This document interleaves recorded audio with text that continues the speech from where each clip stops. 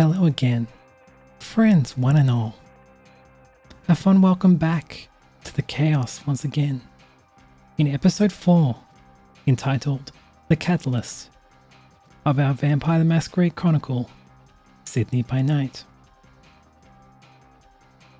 If you joined us last time we were here, or if you're here for the first time, ladies and gentlemen, both and neither, tonight we have quite a show. First off, let's meet our players. Starting with Espria.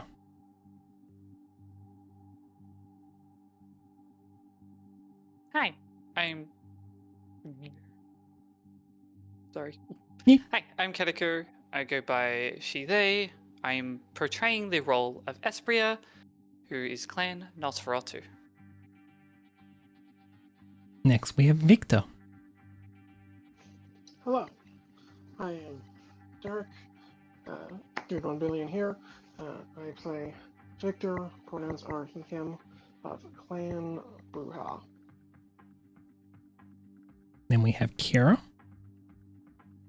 Hello, my name is Ashley of STR Gaming, and I portray the role of Kira Emalia Smirnova with she/her pronouns. And finally, Nicholas. Hello, I am Shagrazir, he, him pronouns, and I will be playing the role of Nicholas Ozame Russell of Clan Gangrel. And our new special guest, Tremere Lyra, will be joining us at a dramatically appropriate moment.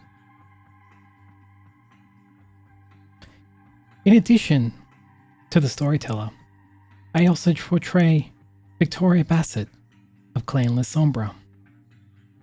And a reunion of sorts is in order for her tonight. Without further ado, let's tell a vampire story.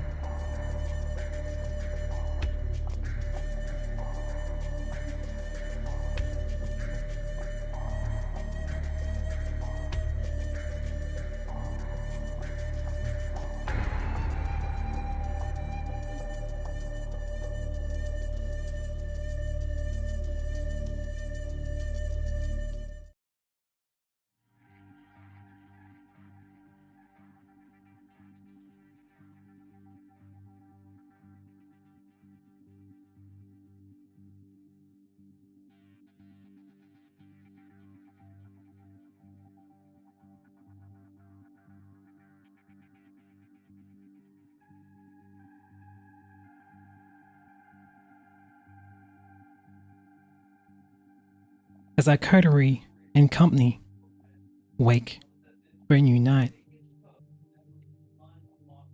can I get a waking rouse check from everyone, please? Yep. That's starting off strong, okay. I do not fail, but I do not succeed, so I good. Not bestial, just normal fail, so I good. You need to succeed the rouse check to not grow hungrier. Oh, I thought as if I get that. Okay, well then Yes. I fail then. Yes, so you just I didn't increase get yeah. you just increase your hunger. Bestial failure. Nah, yes. just normal failure, not bestial. No, I bestial fail. Oh, Yeah, so thankfully on a Everything rouse matters, check, right? thankfully on a rouse check, a bestial just means a regular failure. So I can add 2 when I wake up, is that correct? Or Yeah, one so higher than I whatever, was when I went to sleep? one higher, one way, one with the sleep, correct? Yep. So you'll be at 2 now. Just one more. Kira? I'm not Storyteller? rusty. I don't know Yeah. what you're about. Yes, I also do get hungrier. Indeed, I'm at a hunger level of 2 to confirm. Okay. I'm at 3. I'm a little hungry. Alrighty. Starting off the party strong and fast. Alrighty. Okay. With that, everyone wakes up from their slumber. It is a new night in Victor's Haven in the mountains. There is some turmoil brewing in this region of the city. And nobody knows truly what they're in for this night. However, there will be some light shit on that very shortly. As Victoria comes to, she approaches the rest of the group and she says, "So, I guess what's the plan?"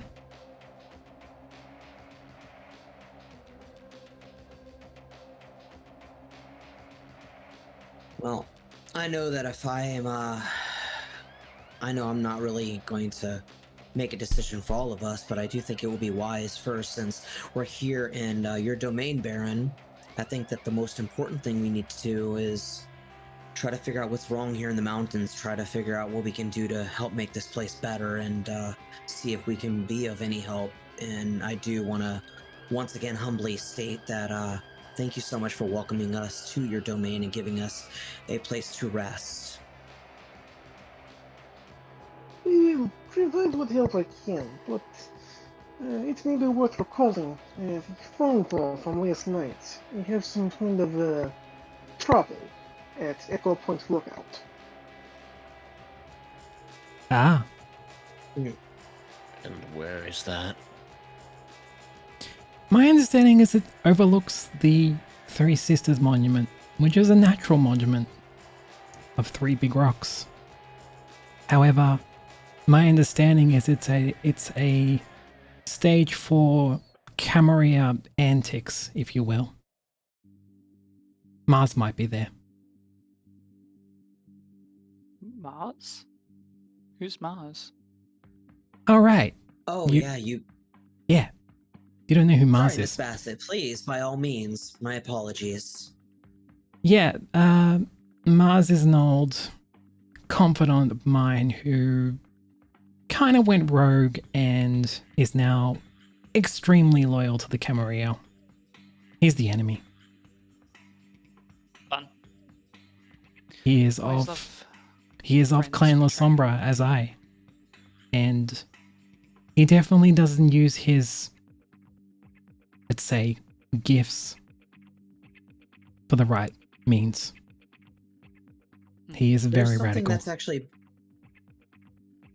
radical indeed, but there's something that Miss Bassett is leaving out, as a matter of fact. Aspria, I know that you only just got back, but things have indeed gone awry in the worst way.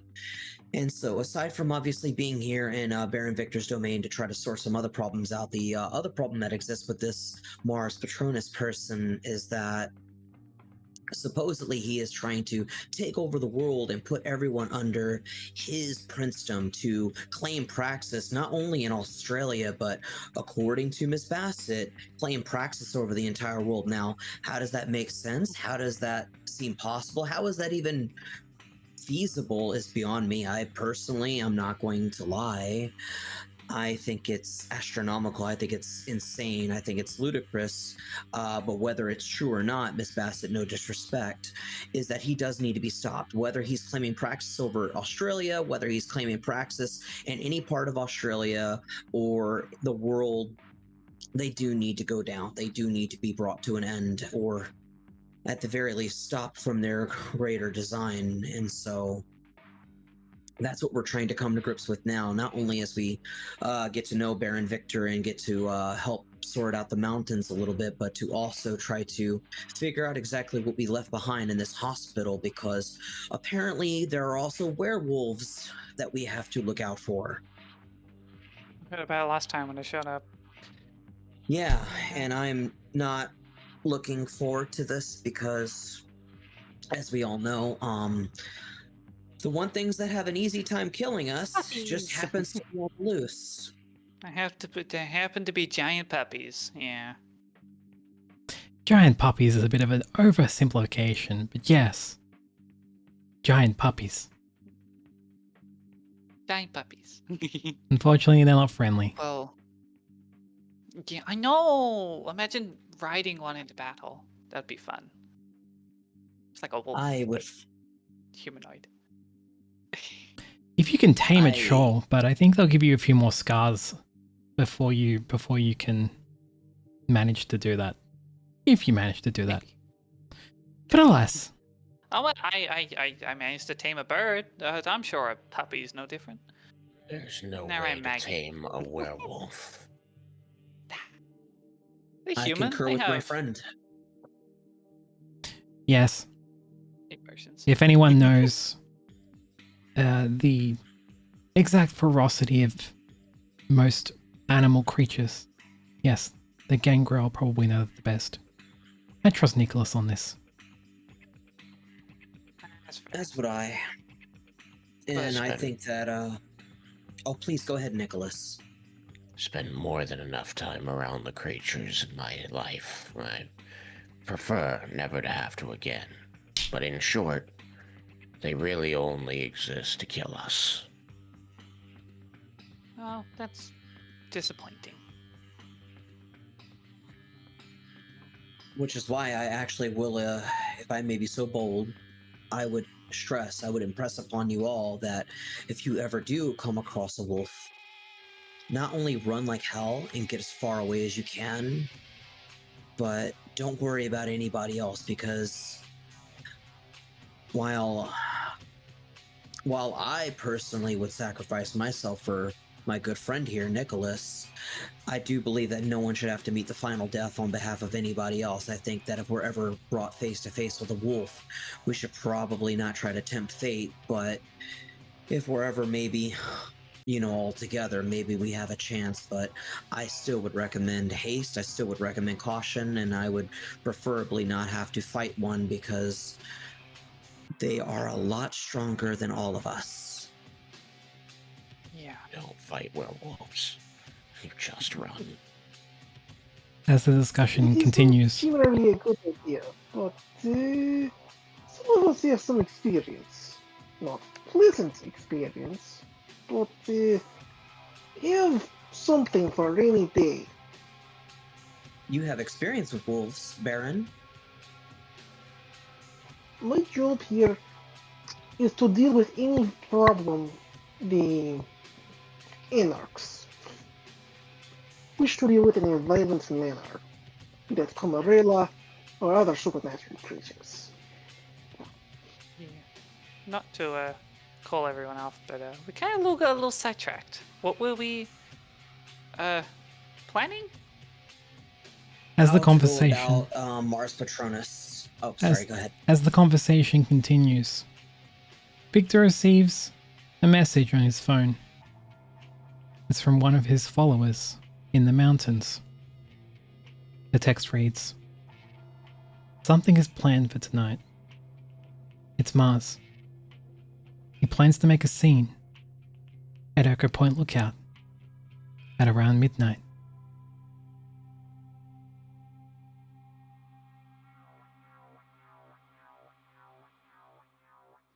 And Victor- I'll turn to the group and say, it seems we have till about midnight until shit hits fan. Any bright do- ideas? Well, I think we need to go prepared. That's for sure.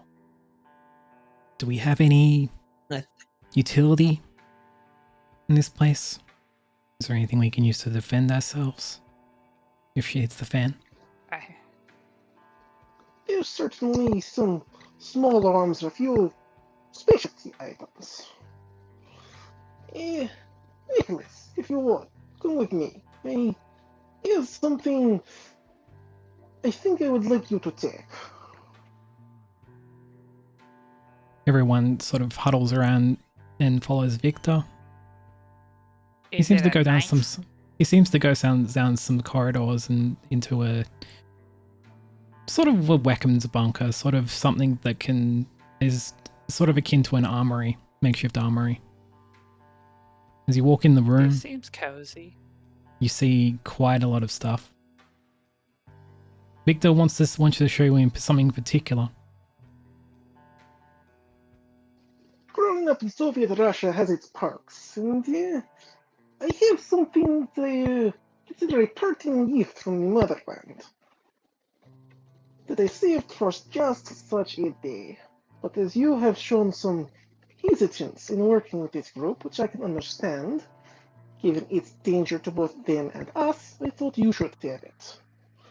And he will open up a crate in which you'll see a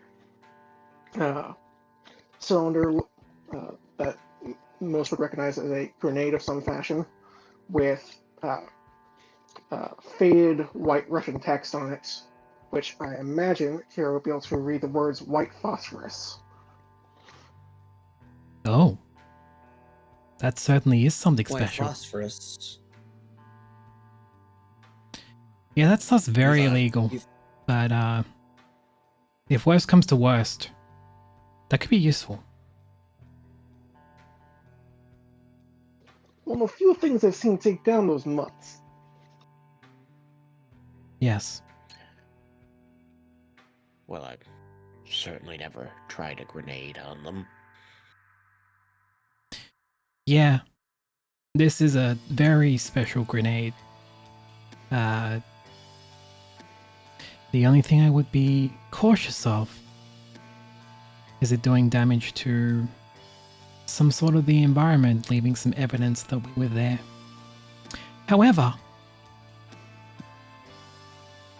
Our most of bodies us- would also leave that evidence. yes, this is true.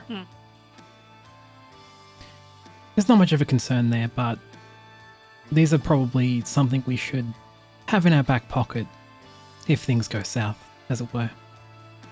Is back pocket a safe place to store this? It's a figure of speech. I would imagine It was a joke. Victoria's going to be like I'm kind of perplexed. She's going to not really pick up on the sarcasm. And she's just going to look at Nicholas like a little confused, and she's just going to say, "Sorry, friend, were you joking? I'm not really sure." Yeah, it was a joke. Okay, very well. I actually would love to address Baron Victor. I'm actually going to speak to him in Russian. I'm going to say "Как вы это нашли," which is "How did you find this?" And I'm going to try to, I guess, speak to him in Russian. It was rebel in Cold War. You don't survive like that without making a few contacts. Ah, And then I'll go back to standard English and state that, well, it definitely could come in handy. I don't know exactly what we're going to walk into, but what I do know is that it's loud and it's very strong and powerful, and it seems like it's going to cause a scene. So I would prefer not to use it because, I mean, if we make a big scene, then there's going to be more police, and we already have, as you know, a certain officer on our trail. We are out in the middle of Less the nowhere. blast you need to worry about, more the giant ball of fire. it will definitely create a distraction of sorts, if needed. But I don't think we need to use this It on could be other a good kindred. one. More so if we encounter the werewolves. That's probably This when is we need not to a use regular it. grenade. Well, No, it is not. Oh. It is incendiary. If you heard of phosphorus, The stuff that go boom. The stuff that go boom, Be very There's careful. stuff that Do matches, not right? drop. the stuff that Like go fire. boom, it make fire Like fire. and All not extinguish for quite some time. This stuff is gnarly. Oh yeah, the stuff on matches is red phosphorus. This grenade is white. Correct. What, can Just everybody fuck read Russian except me? I mean, No, I like can't. the color is white. I don't know what it's Victoria's going to look at the back of Nicholas and she's gonna be like, well, yes, we can't read it, but our friend here has translated it, so yeah. I'm sorry, were you joking again? No, nobody had said out loud what it actually said on the grenade. I think Victor did. Victor handed it over and said stated he assumed that Kira could read it herself. He didn't say out loud Oh, yeah, what fair it enough. was. Well, I was gonna say if I actually did get to read it, I think I would be able to understand it. I would know reading and writing. We'll just say So that. as far as Nicholas knew, he just was handed a grenade, A grenade. Yeah. a canister grenade, but still. Yeah. So some grenade. we looking can thing. we can safely will- assume that both Victor and Kira can read it, or at least comprehend it, and then either of them would probably communicate that to the rest of the group that it is indeed white phosphorus. Yeah. And One thing I would like yeah. to actually say, if I may be so bold, storyteller, is that if it's okay with everybody else, I think that if the worst should come to pass, the person who should use this grenade, the person who should have the final say in using it, however, would be best. I do think, Nicholas, you would have the as my defense, or rather my security. I think you will know best when opportune to use it. Or just gonna reach in and pluck it out of the box, holding it very daintily between two fingers, not looking like he doesn't quite trust it, making sure turning it, making sure he knows where the pin is and all that before carefully stuffing it into a pocket. As Victoria observes Nicholas doing that,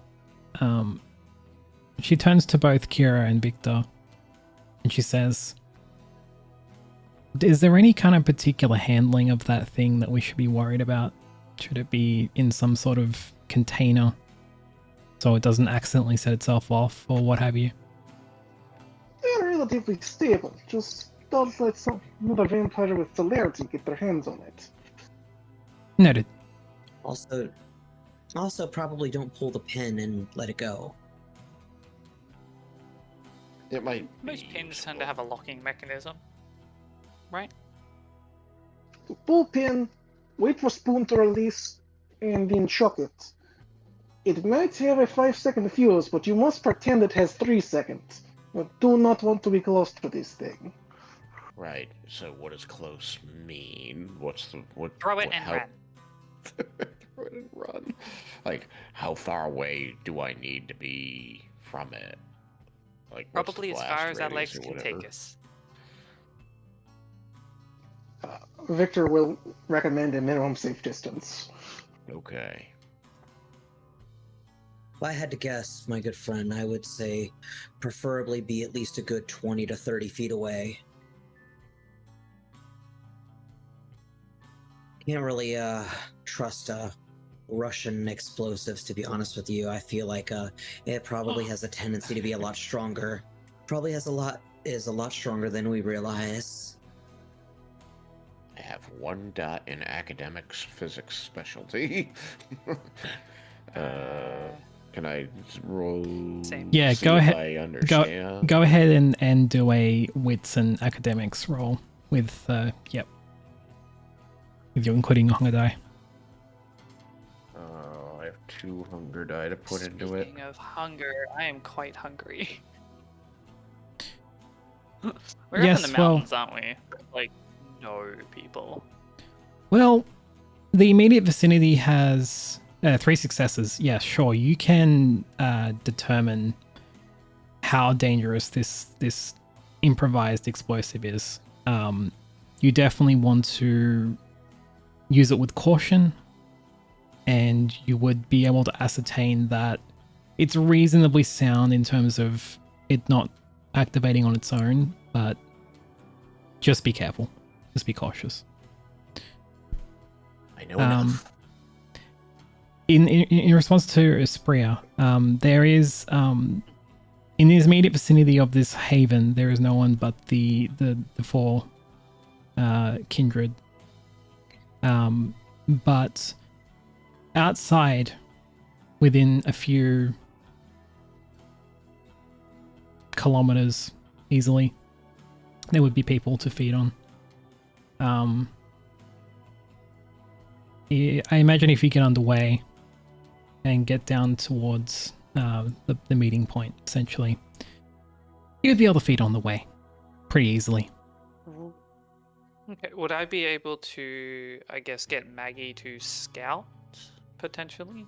Sure, give me a wits and animal kin.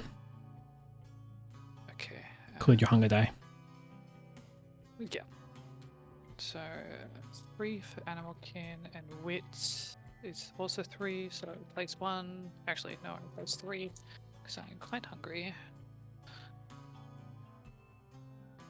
While the roll is happening, storyteller, That there is something 2 I would successes. Sorry, what was that? 2 successes? 2. In the immediate vicinity of Victor's Haven, it seems very desolate and remote. But a couple of kilometers down the road, there is a few towns with a population of a couple 10,000. Not big towns. Campers? Sorry? Like bushwhackers, maybe? Any campers or bushwhackers that are That's hiking or actually sleeping in what tents? I wanted. No, That's actually no what one in the immediate vicinity. However, there's lots of trees and a lot of topographical terrain. So, unfortunately, with 2 successes, you're not able to determine from an aerial viewpoint if there's any of those like campers Storyteller? around. Okay. Go ahead, Kira. Yeah, I was actually trying to lead into what Katako and you were talking about was that excuse me, Espria, was that I'd like to actually activate heightened senses, specifically hearing, because I want to not only be able to hear to help out with Espria's needs, but additionally also be ready for whenever we do go out to do that mission that was called upon by Victor. I want to be able to hear as much as I can before anything gets too close. If I can hear civilians, I can recommend to Espria, hey, there's a meal to be had, but Activating just have on heightened senses. Activating heightened senses. Can I get a wits and resolve roll, please? All right, can do that. Including your hunger die, as normal. Yep.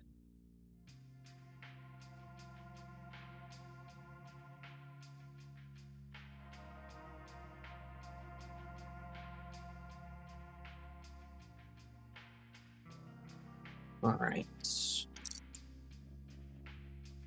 And that is I'm gonna need to burn a willpower. Sure. All right. I forget, by the way, because I don't think I actually bumped my willpower back up to its original state. So, Yes. So everyone, do since eventually we had a rest and we woke, everyone's willpower restores to the maximum. So if you're burning a point of willpower at the moment, you would go down to 4, and you can re-roll up to 3 regular dice. Yeah. Yes. What's the And it default doesn't have to be willpower? blood die. On your character sheet, Annie, the max willpower is on the right, and yours is at 5. You haven't burned any points of willpower. Okay. Gotcha. And the reroll means you don't have to roll your blood die. No, you cannot re-roll blood die. You can only re-roll regular cool. die. Up to 3 regular die. Ooh, perfect. 3 successes. Per willpower? So burning a point of willpower allows you to re-roll up to 3 regular die in your roll to change the result. You can roll up to 3, so you can roll 2 if you want, but you cannot re-roll hunger die. It is a I way can to confirm. is a I'm way gonna is a way rest to me. essentially gain advantage. But it comes at a cost because sometimes you have to do willpower checks, which is your remaining willpower. So if you burnt a bunch Yeah. of your willpower, that can be bad if you need to do a willpower check. Mm. Yep, But it's yep, a yep. risk, but it can pay Gotcha. off. Yeah. So you said it was 3 successes, Kira? Yes, storyteller. Your sense of smell has been heightened, and you're able to detect. Hearing. Sorry, your sense of hearing has been heightened, and you are able to detect within up to 800 meters of your vicinity, mortals or even kindred that are around you. As you all proceed outside, you can see that you can hear that there is a group of campers about 700 meters to the west, and no one else. Okay. You're unsure if they That's are Freya. the campers that you came across last night or not. Oh, the campers that I know? They could potentially be those same campers. They could be someone else. You don't know. Okay, You I'm know not visual. gonna mention them to Espria. Okay. Oh, okay. Okay. In that case, you all proceed into your new vehicle. You get on the road and you start making your way to Echo Lookout Point. It's around 10 p.m. and the drive will take about half an hour. So,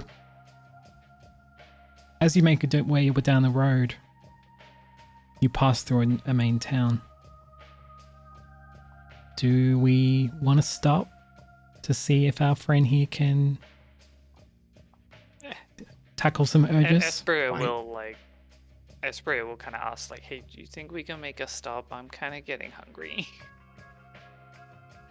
I can flag down Jeffrey and just basically let him know, Wallace, stop the car, please, sir.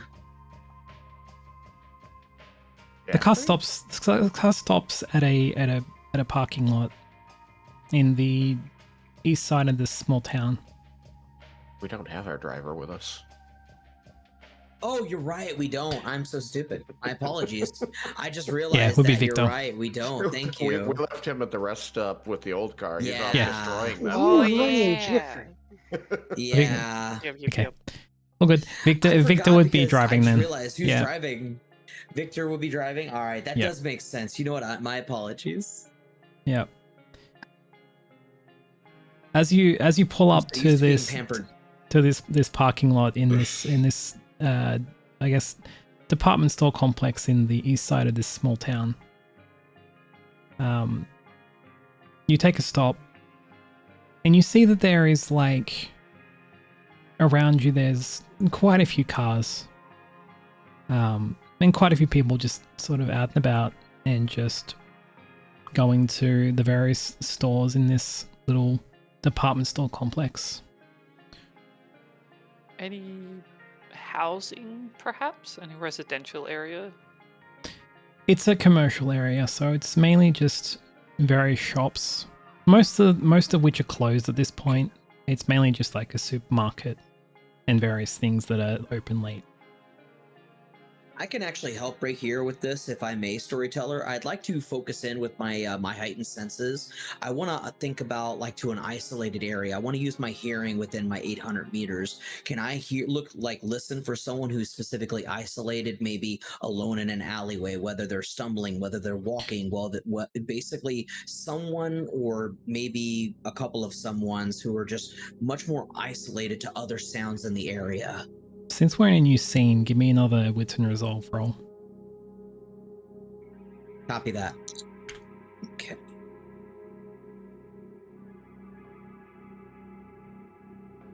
All right, that is 4 successes, storyteller. You can hear about a kilometer away now, which is 80% of the parking lot. You can see that there are Big a few fucking lot. junkies in an alleyway near some of the shops. You can hear that there are a few teenagers sort of having some roughhousing in the shopping center, in the foyer of the shopping center, if you will, in front of the Coles supermarket. There's a few inside. There is some staff in the shopping center, a security guard. You can hear the rustling of some small children in the supermarket, and then the employees. I'm not going to direct Espria. Not going to direct Espria to that. So what I'm going to do is I'm going to walk up to Espria. If I can see Espria, I'm going to walk up to Espria. I'm going to whisper. I'm going to whisper, like, gently place a hand like on one opposite side of her and just whisper in her ear so I'm not obvious, since I don't want it to be too ridiculous. But I'm going to whisper that there are some people that are very heavily into drugs that way towards the parking lot, and then there are some younger gentlemen who are roughhousing towards that direction as I point towards the spot that you mentioned. And I'm just going to direct Espria to basically choose between people who are either on drugs or people who are roughhousing. I ain't taking the drugs, that's for sure. Roughhousers Guess may my fight only you. option, I guess, is the roughhousing. I'd have to try and split them. They are teenagers, so they're not children. So you would be able to feed on them. Oh yeah, You so that's desire. good, yeah. Yep. They would easily How be many are 18, there? 19. There's about 3 of them just sort of doing teenager stuff. Okay. They just having a makeshift fight. Not actually fighting, you know. What kids do. While Espria is taking care of that, I do want to have a conversation specifically just separate from Espria while Espria takes care of herself. Specifically with Nicholas and Baron Victor, and I want to just basically direct my question to the Baron, and I wanted to say, Baron, sir, that call that you got about this showing of Mars Patronus, do you have any ideas, or rather any tactical advantages we could take? Do you know of a way we can maybe get a lay of the land, or perhaps maybe get a jump on the situation? Because we obviously have never been here before, but I want to be ready for what's to come, and if it's a surprise, then preferably if we have the upper hand, that would be best. Victor, you would know that the area is pretty desolate this time of night. There wouldn't be too many models around. There's only dim street lights around the actual lookout itself. And this is why Mars likes to demonstrate there. If anyone were around, there would only be kindred. At this time of This night. will be fairly deserted, but as far as getting sightlines on it, it's a little dark for that. But as far as advice, get there early. If they expect to kick things off at midnight, if they're there several hours before, they may be able to be lying in wait as opposed to approaching a more active environment. I'm gonna look to Getting there about Nicholas. 90 minutes early.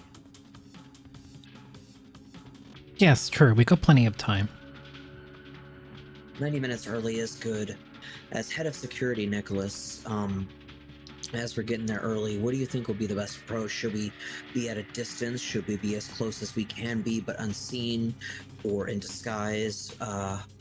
What would your advice be?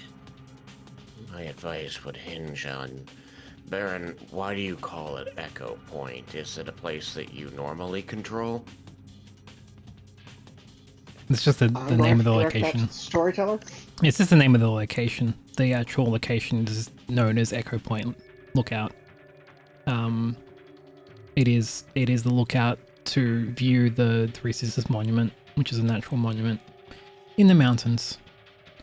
But it's reasonably deserted at nighttime.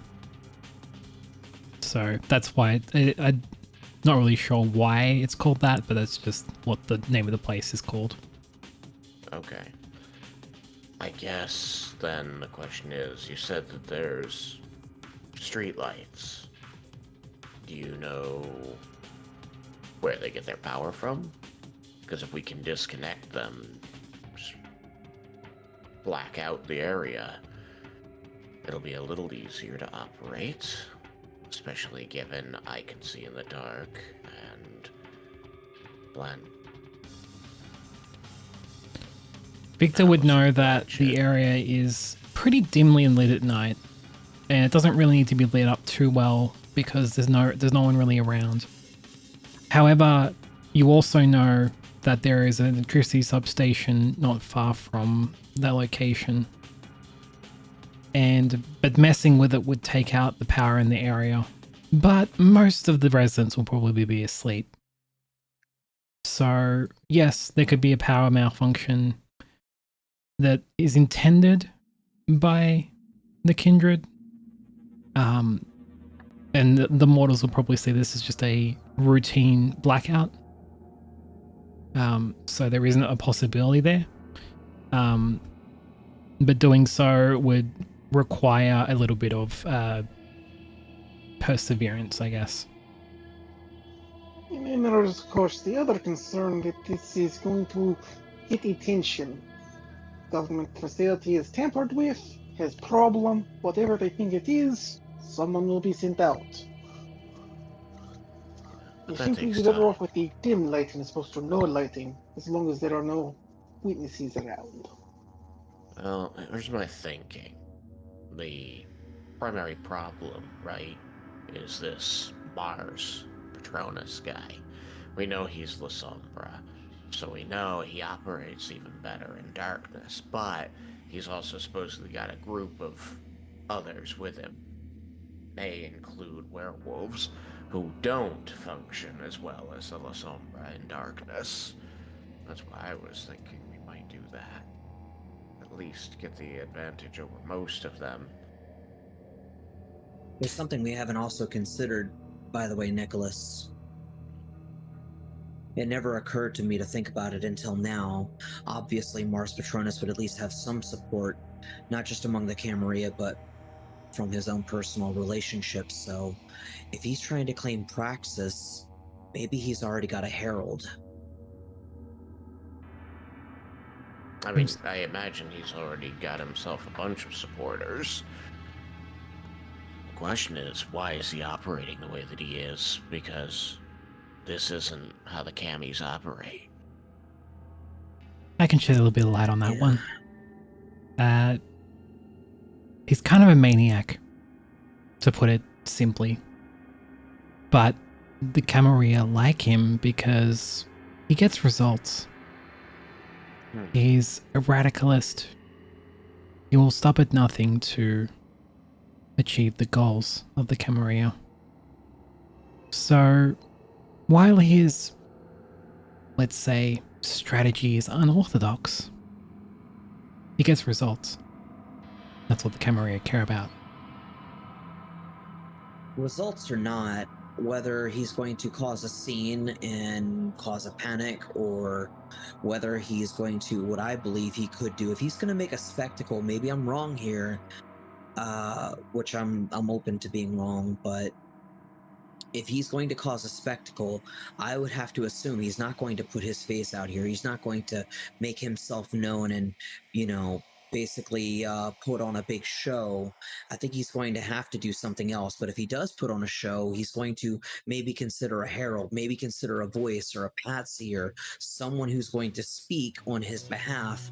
And so what I was thinking is that the plan that you were enacting, Nicholas, the plan that you had in mind about darkness, I like that idea if we do indeed need to play a certain level of his people in darkness. If he's good in darkness, then that would obviously be disadvantageous, but I think what we could do, I could serve as a distraction. I could talk up and try to see if I can opposite of what they're doing, because I want to believe that they're going to try to put on a show with words. I believe that they're going to try to make a spectacle with that, but I don't know. What do you think? I think that I'm concerned that the last time Mars wanted to put on a show, he sent a bunch of werewolves into a public hospital to kill a kindred and a bunch of mortals around that kindred. I imagine that if this is anything like that, he's got a bunch of his followers there, which may include werewolves again, and he intends to hunt down another kindred. And the only other kindred in the area who has any import, to him and his goals would be the Baron here, I say, indicating Victor. Victoria props up when she hears the talk of shadows and darkness. She's going to cast shadow. She's going to activate Shadowcast, and get hungrier. Every time. she's going to cast Shadowcast and get hungrier. She's just going to demonstrate the fact that, very passively, that, like, yes, darkness might be our friend. Everyone is engulfed in a shadow for a brief moment, and then the shadow disappears. Yes. He's also La Sombra, so we have to imagine that he'll also be happy in the darkness. But the grenade that Baron Victor so generously provided us is one that provides an insane amount of light. And so I guess I'd be curious, maybe you can even answer that for me, being a La Sombra, how your powers of shadow interact with intensely bright light sources. They Darken a room. are somewhat impaired, but the shadow will still obscure anything caught within it. Espria, you was saying? So you know how she was like, you're good with the shadow. Can I use Cloak of Shadows? Oh wait, that's the standing still one. Yes. I wanted to like pop in behind her and be like, but not as good as me. Well, yeah, I mean, you could that's unseen fine. passage quietly. Yeah. Although I will say Fuck it, I'll risk it. unseen passage will maybe make you hungrier. Although you're about to feed, That's so why I was like, fuck it. Yeah, I'll risk it for the lols. okay. Failure, so I get hungry on that one. All right, so you're up to Well, it's a good thing 4. you're Um, So to to address the feeding situations, what do you do to feed? I need people who are unconscious. I'm also asking Ooh. you've decided who you're going to feed on. How do you do that? There's 3 of them. I have I an could idea if I may be so probably bold. wait. I could possibly wait for one of them to like segregate and then try to sneak up and sedate them with my little tranquilizer needle and then drag them off to like a corner somewhere, but I'm pretty sure they're in a store, so that's going to be hard as hell. I have an idea if I may be so bold. Yeah, I'm open to suggestions. Espria, do I even know what your feeding type is? Would I know? Not yet. I don't think I've openly stated it. I'm going to, in character, I'm going to ask, if you don't have to answer this. This is usually a private thing with all of our people, but do you have a particular way that you enjoy your meals? Yeah, I prey on the unconscious. No judgment here, but what I can tell you is from what I've observed, what I've heard, it seems like you might have a little trouble getting exactly what you want, but one thing I'm really good at is talking with people and separating people and even causing a distraction of sorts. So I offer to you either a means of talking someone to their more restful self, or I can separate 2 from 1, and then you can do as you please. As this conversation is Could going work. on, Victoria kind of just goes to approach these teenagers.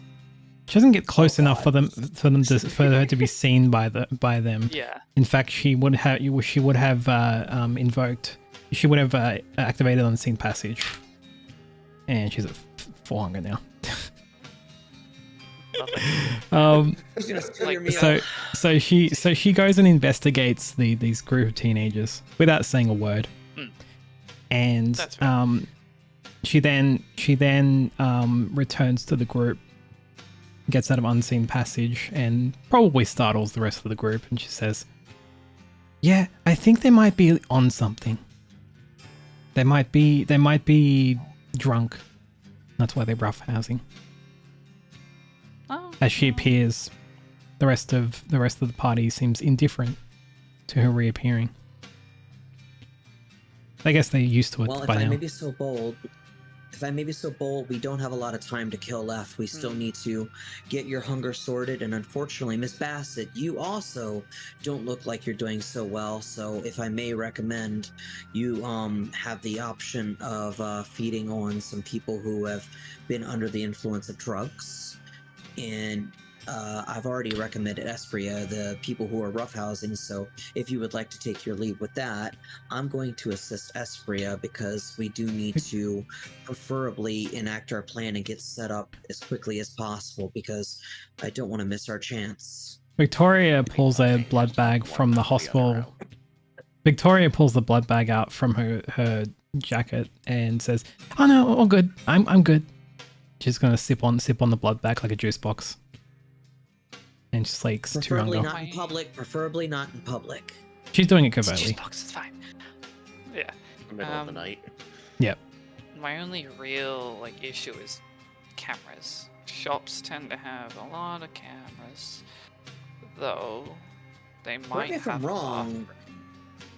Didn't you mention that the teenagers were somewhere away from cameras in the parking They're- lot? I think They're in like the entrance to the shopping center, Yeah, they're like Ah. like partially outside, partially inside. So you would Oh, okay. probably be best off trying to get them to come outside, or at least one of them to Yeah, come I got I got outside. that part.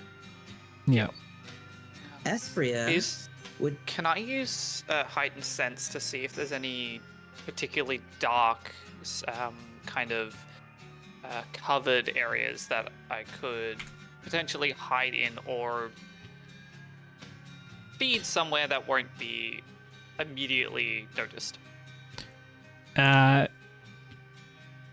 The one thing I will say is you're at 4 hunger, which means this roll of wits and resolve would This will be difficult, yes. include your 4 hunger. If you go to 5, you might start losing control. Do you want to risk it? Heightened sense is free though, so it won't. Heightened sense is free, however, won't risk. the roll of wits and resolve will include your hunger die. So Yeah, if you that get a could be best, a beast or failure. if you You're go wrong best there. or failure, you go to 5. I'd like to say in character, I'd like to address Espria. I'm gonna say, listen, you don't need to try to find a better spot. I've got this. I can help you. I know that we still don't know each other that well, and you have no reason to trust me, but what I can have you do is maybe hide in an alleyway or a corner, somewhere just right outside. I can bring them over, and we can make this work. I can even separate them if need be, but I can do this. Victoria is going to gesture towards both Espria and Kieran. Is like, yeah, clock's ticking. Let's get this done and done with.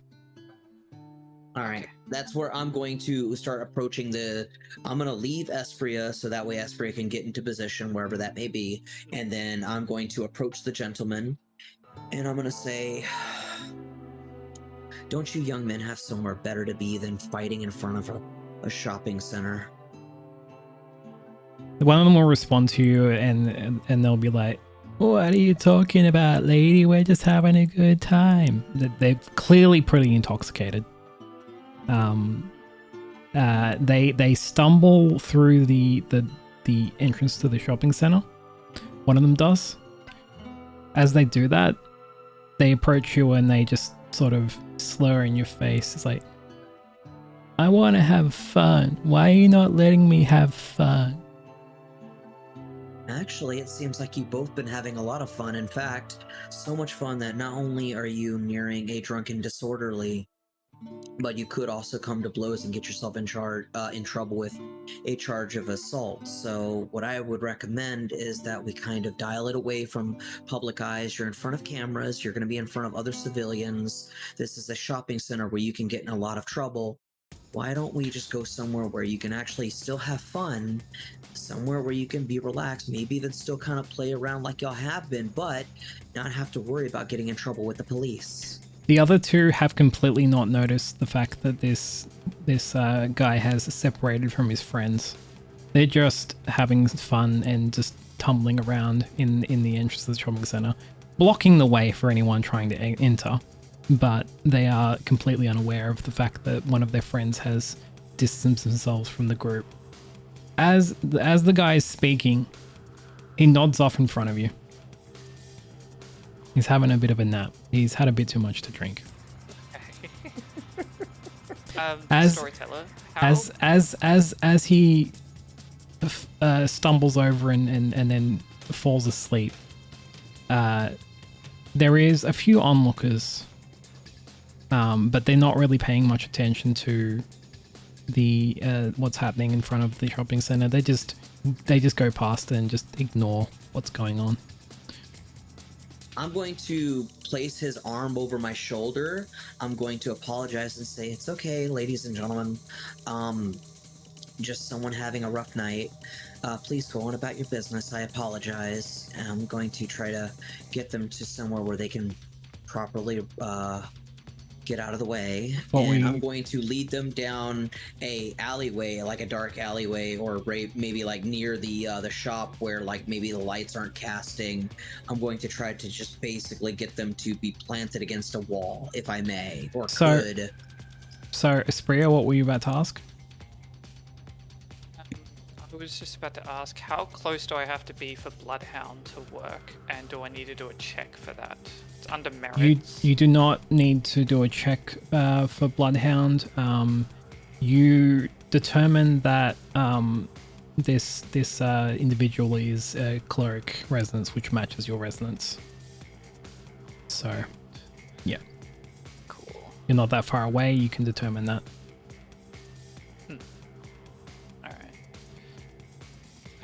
Alright, well, I guess I will slowly make my way towards where Kira and the other person is, trying to pretty much dodge and weave any, like, direct kind of light sights. So trying to stay in the shadows as it's a pretty dimly lit park lot. You're pretty fine. More hunger. Yep. And I guess as I make my way there, I will kind of, in a kind of little bit of an animalistic sense, start sniffing the unconscious person to, I guess, do the kind of bloodhound thing. And then I'll take a quick peek around, and I will start to feed. And you're feeding down to one hunger, I would assume. Yes. As you feed, he becomes a little bit more alert, but then drifts back off to sleep. He's completely unaware of what's happened. And with that, Kira, do you take him away to somewhere in front of the shop that he can sort of know where he was getting his bearings, or do you just kind of leave him in the alley? I'm going to actually recommend to Espria that I don't know exactly if you've ever done this before, but make sure to lick the wounds clean, because it'll close it up and make it look like it hasn't appeared. Yes. I will make sure I do that. And then I'm going to carry him from behind the shop and place him near a dumpster. Fair enough. Basically, he can be leaning against the dumpster and his back against the wall. And when he comes to, it's just going to seem like a bad night where he was throwing up into a dumpster, maybe. Espria kind of vanishes from the scene, just obscuring herself enough to get away. But she is as she has slaked her hunger down to 1, she is no longer in danger. She goes and joins the rest of the group. And as Kira leaves the one that's been planted in front of the dumpster, the other two exit the shopping center looking for their friend. And do you direct the other two to your friend, or do you just let them find them on their own accord? That's a good question. I'm going to just nope out. I'm going to just walk past unless they find me and stop me. Okay, so you're gonna briskly walk back to the rest of the group. Yeah, I'm gonna probably take a little bit of a distance journey to where I can't be seen by them. I'm probably going to like walk a good like block outside the like from that back area. I'm gonna walk like a block and around just so I can basically just, you know, keep my distance and then make my way back to the group. As you make your way back to the group, you notice that Espria, Victor, and Nicholas are kind of just waiting in the car. They hail you over. My They apologies. say, "Let's go, let's go. Yes. We got a meeting to attend." I would agree. Yeah, and Baron, if you don't mind. Yes.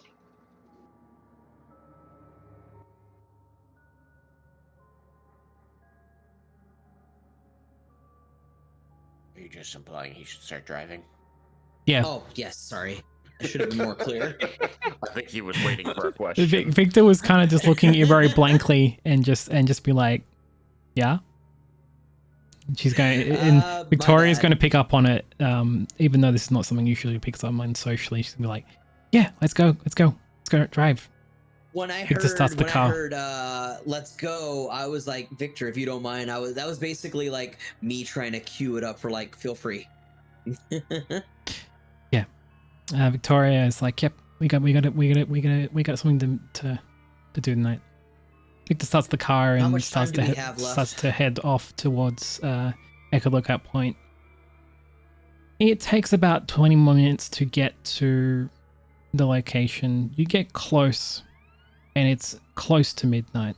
It's about 5 minutes from midnight. But you can already see. You can already see, that being distant you are, what's going on over in Echo Lookout Point. It's very dark. Some of the streetlights are not working. But on the platform overlooking the Three Sisters, you can see a cloud of shadow. And you can see some blood red sorcery, almost like pyrotechnics, going on around this man. I don't like this. There's no time at all. As you get closer, you can see that it seems to be a demonstration. Victoria gets out of the car and she wanders over towards the what we think is Mars, and 3 Tremere doing some fancy looking blood magic around Mars. Victoria sights Mars and confirms to the rest of the coterie and co. That's him. He's definitely doing something over there. I don't know what, but I think we should investigate. Covertly, of course. Yeah. Nicholas, I will follow your lead, sir. I guess I'll follow Is it behind. Is it just the 4 of them, or are there more people? There is the 4 of them, but there is so much shadow over the area that you can't really see from this distance if there's any other kindred or any other mortals in the area. The entire platform is shrouded in darkness, and you can only see the echo of the blood magic erupting around Mars, and Mars himself kind of standing in a sort of Christian sort of pose with his hands pointing towards the sky. Just going to look to Victoria and say, Miss Bassett, are you able to tell if he's concealing anything in his shadows before we go into them? Victoria's gonna be like, I have one party trick. She will activate where the veil thins to determine if there's anything nefarious. That's going to be a rouse check to start. You failed. She goes up to 3 hunger. So she's at 5? Has anyone succeeded them yet? No, she drank from a blood bag, went down to 2, and now she's back up to 3. She's okay at the moment. Lovely. All right, so dice pool of intelligence and oblivion. It's going to be 6 and 3 hunger. Best things in these situations, Kira, is to rely on those who know better than you. That's I gonna know be things about the La Sombra and the Tremere from my time in the Camarilla, but I couldn't tell you what's going on in those shadows. She might be able to. I may So- not know a lot about other vampires, but those shadows do not give me a good feeling. No. So she gets 2 successes. She's not really able to see from this distance if there's anything nefarious on Mars. But what she will do is get a bit closer. How probably close are we? Probably significant. Don't mind me asking. We are roughly 600 meters away from the platform. Victoria is about 400 meters away from the platform. She needs to get closer to try this again. She's going to try and activate. How going- close would I need to do to sense the beast in the sense of trying to... let me actually bring it up so I can make sure I want to do what I'm doing. You go So- first, Kira, so- while I try and figure this one out. So Victoria will attempt a where the veil thins this time. This time getting no successes. So she's just going to give up and say, I can't see anything. I have an idea, if I may. Go right ahead. I would Please. like to activate all, and through all, activate Melpomene, which would give me the presence without seeing the target, only having them within earshot. And since I have heightened senses with my hearing already active, this should also help me pinpoint. You aren't close enough for the ore to really do much at this stage. However, when you get closer, Yeah. when you get within range, you are definitely going to be, your presence will be known by the 4 of them. But what about Melpomene combined with heightened senses? Yeah, you need to get not as close to them for the ore to go off, but you still need to get closer. You need to get at least 300 meters closer. So you need to be like a bit closer to them. So, sorry. Yep. I was just reading up on Sense the Beast. It allows me to reveal their nature, hunger, and hostility. So, in a sense, would I be able to sense their, in a quote, nature on what they're doing? Are you using Sense the Beast in the area, or are you using Sense the Beast in on a particular target? On a particular target, yeah. The main person. You're going to use it on Mars? Okay, give me a resolve and animalism. The resolve and animalism. Composure. One on Test nine. against his composure and subterfuge, which is going to be... Two and 3. resolve. Okay.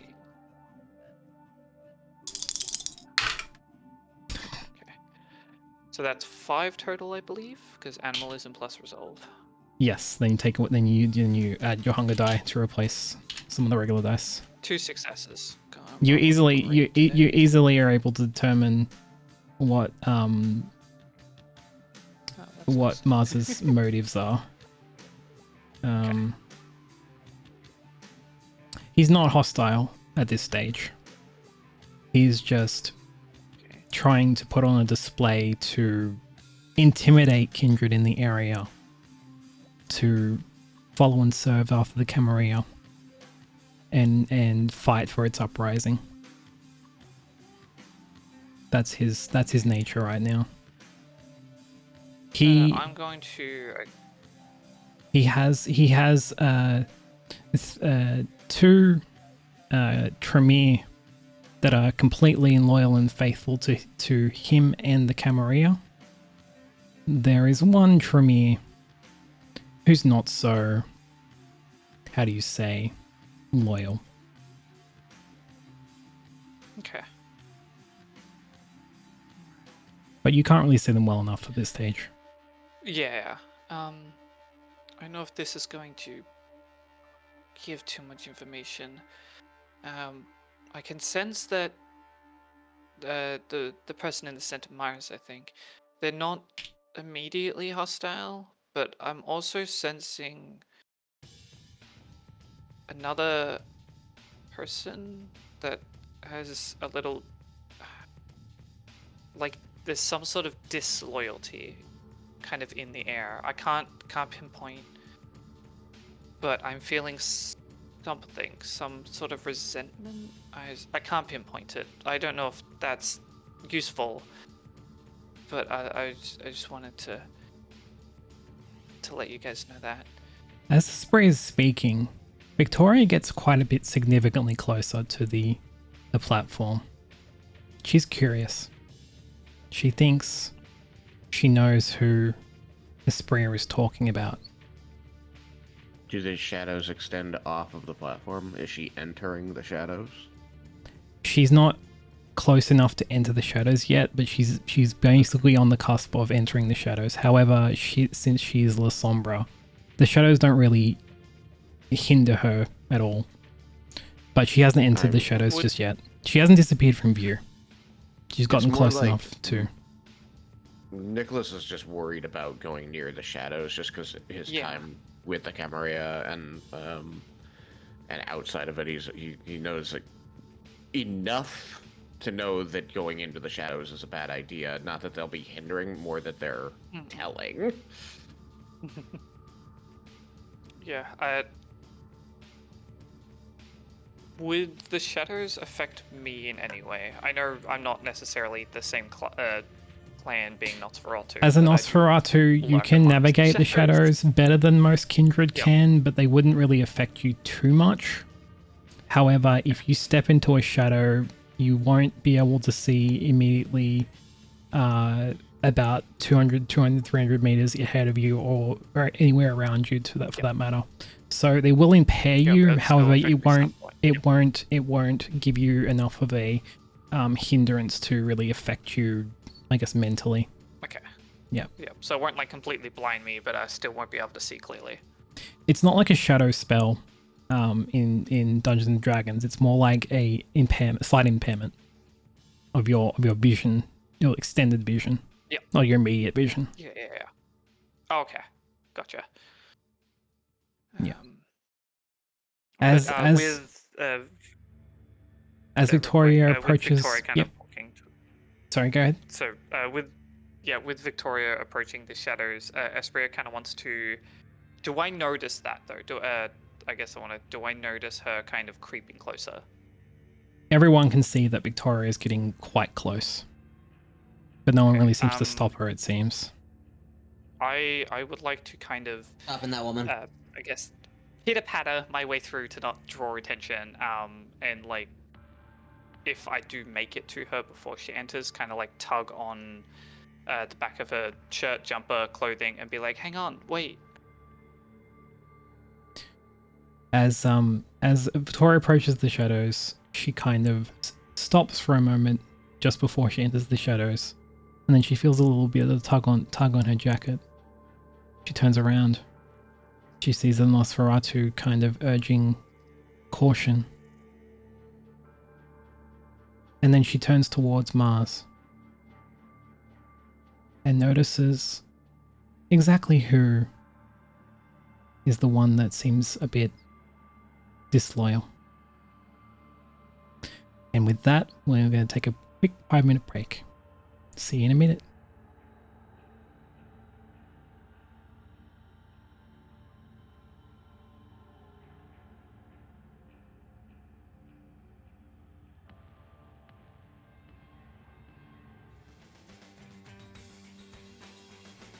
Hello again. As we were before we went for a quick break, Victoria turns around to see Esprio, urging caution. Then she turns back towards Mars and notices someone that she recognizes.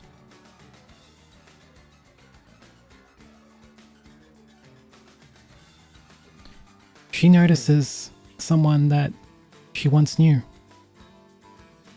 Lyra Hemlock, the Tremere. How would you like to introduce yourself? Hi, my name's Macy. I also go by Violet Vixie. I will be portraying Lyra Hemlock. I go by she, her. And I am of the Tremere clan. As Victoria notices that it is indeed who she thought it was, she goes to speak her name. Lyra? And Is that you? You're not close enough to hear Victoria calling out. But I like right behind her. well, you're in earshot of Victoria trying to communicate with Lyra. But Lyra and Mars and the rest of the Tremere are not close enough. Okay. To hear I'm pretty much going to tag on her shirt again and be like, "What are you doing?" I know her. She's not Camarilla. She's not Camarilla loyal. Okay, but everyone else probably is. We need to think about this. We can't just dive straight in. Victoria She's comes back to the rest of the group and she just says, one of the Tremere is not loyal to Mars or Camarilla. I'm pretty sure of it. We should get her on our side. I guess that would make sense for what I was feeling. Couldn't pinpoint it, but there's definitely someone who isn't 100% loyal. Yes. You did sense that. I was going to say, if she's not loyal, what's she doing here? But, well, I guess I still want to know that, but sure. I'll believe it. If I know Mars, she is being held against her will. We can persuade her to join our cause as Anarchs and fight up But if against... she's being held against her will, we'd still need to spring her. But This is true. This is true. I have an idea. There's It's not a very. 5 of us. I have an idea. What's- It's not my best one, but I have an idea. Go right ahead. Molly's. Nicholas, Espria, Victor, I trust you all, but I especially trust you, Espria and Nicholas. I know that you both have the areas that you're good in, and Espria, you're sneaky, you're quick, you can maybe That make is something true. happen. With Nicholas also maybe doing something a little bit on his end. What if I cause the distraction by talking? What if I'm persuading Lyra? Excuse me. I don't think I know their name yet. What if I'm the Yeah, one not yet. persuading? What if I'm the one persuading this Tremere and admittedly talking to this Mars Patronus while you sneak and get ready to set this trap off, or rather get them out of there or something? Because there's 3 Tremere over there who could all dominate you. Yeah. But dominate? But then Yeah. again, Well, out of that's all character, can't I use Unswayable Mind out of character? I mean, you can attempt it. No, I mean, correct me if I'm wrong. Unswayable Mind means it protects me from Dominate, though. No. It gives you a better roll against it. Yeah, it gives you Yeah. it gives you an advantage against it, but it's not going to do completely nullify it. Yeah. Right. Espria is going Um, to go up to Victoria again and kind of like tug on their shirt again, and be like, when you saw the person you think that we might be able to sway, are they bound at all, or would they be able to flee at a moment's notice if given the opportunity? I would think she can get away if necessary. All we need is some sort of distraction to break up the ritual that's going on. Out of character here, storyteller, will speaking break unseen passage? Yes.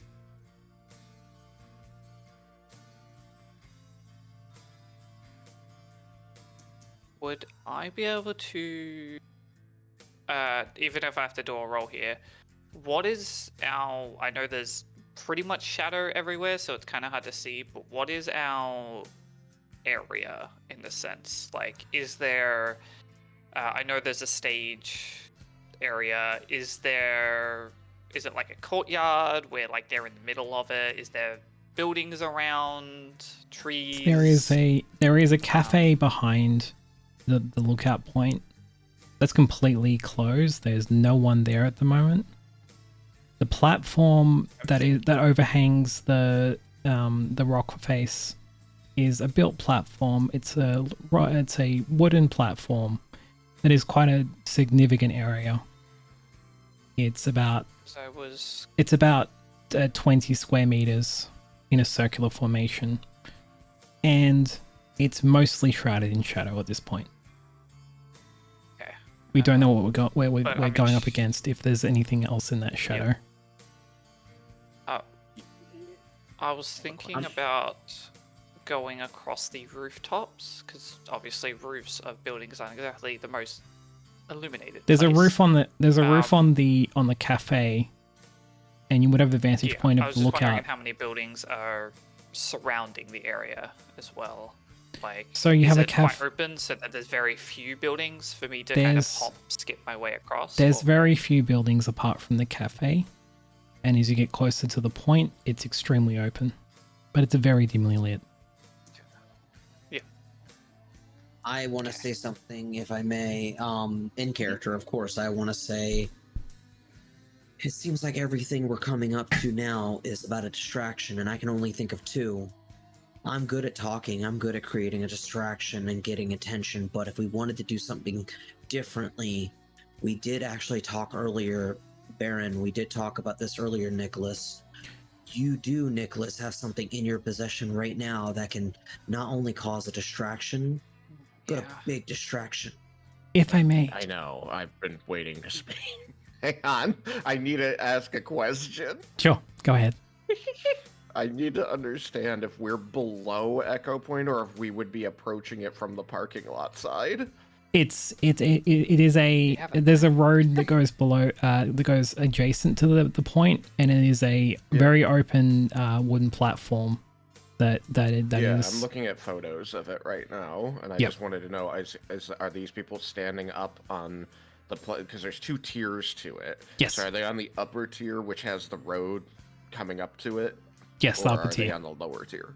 The upper tier. Yeah. And are we approaching from that side? Yes, correct. Yep. Okay. Yep. So, may I lay out a plan, which is definitely touching on what you're talking about there, Kira? Sure. I do want to kind of suggest, like, obviously, there's the bad people, but using that grenade could also harm potentially a friend, depending on where you're aiming it, or other bystanders that may not be part of the bad people. I know. The main thing that I want this for is the light to potentially disrupt shadow manipulation, and the very bright light to stop whatever ritual is happening. But here's my thinking. We have an approach from a road. We have a vehicle. I think that it's going to be a large enough distraction to simply drive the vehicle right up, and with Kira using awe, that's going to grab attention enough for me to get this grenade into place nearby, but not close enough to kill anyone we don't want to kill, but to protect us from the shadows. And then Victor and I can handle any combat that's required to get the Tremere into the vehicle and get away. I guess I can That's a stay solid on plan. the high ground and be a scout. If I may, I know Defend Mars. to combat. I could attempt to talk with him while the rest of us engage in another distraction. That could work. Yeah. So I mean, that doesn't incorporate everybody. There's more aspects, but that's like the broad stroke of what I think. Could yeah. be better. It's a good starting point. To be fair, I'm not the best at combat or any type of encounter like that. I keep to the shadows. I scout. How much of that injectable have you got? My narcotics. Yeah. Maybe 4 or 5 syringes. I don't carry a lot because it's hard to make with my limited resources, and I imagine Well, there's I use it. non-kindred here. I Most don't want to get certainly. overwhelmed. So you're good at hiding and stabbing. That's non-ish combat, right? in a sense. It might help us to get, I'm sorry, the Tremere? Lyra, you said? Yes, Away? it could be Yeah. enough time. But in any case, me talking to Mars while all this is going on and addressing the rest of the Tremere will definitely take their focus away from whatever is about to happen next after that. So, I volunteer to try and commune and talk with him as whatever you want to do while that happens. Since I didn't really hear a plan that kind of involved me all too much, I could be the one to talk to the Tremere to convince them. I kind of think that that's a better idea. Not to throw, not to make you feel included, Victoria, but they know you. And I don't think they like you. More They specifically, don't exactly know us to the extent that they know you. How do we know that they're just not going to immediately try and kill you as soon as they see you, or at least capture, or worse? I don't imagine they would try anything in the shadow. The Tremere might be skilled in magical blood magic, but they don't thrive in shadow. Me and Mars do. Doesn't bother us. So I would be reasonably safe in getting his attention at the very least. And some assistance from Kira could also work.